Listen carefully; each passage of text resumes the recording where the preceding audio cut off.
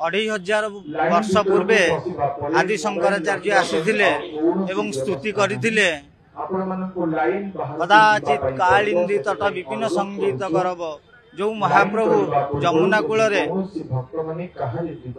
वेणुवादन करुथिले सेही महाप्रभुंकर ये होची जन्मस्थान जन्मवेदी जहाँ को गुप्त वृंदावन कह जाए। एठारे सप्तमी अष्टमी नवमी तीन दिन राहास हुए। ए राहासर अर्थ कौन? जगन्नाथ महाप्रभु हेले सदाबेले रास भाव भावित जो कथा कहुई रसानंदी राधा सरस बपुरा लिंगन सुख महाप्रभु सदाबेले नित्य राहासर अछंती तेणु यहाँ राहास मंडप कहुए।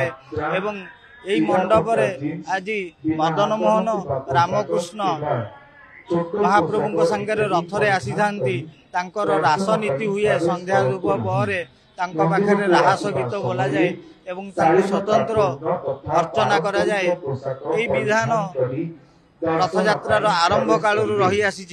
तेणु एठारे राहास नीति होची मुख्य। गुप्त वृंदावन होची एठारे इंद्रदुम्न सरोवर को जमुना भाव कह जाइछि।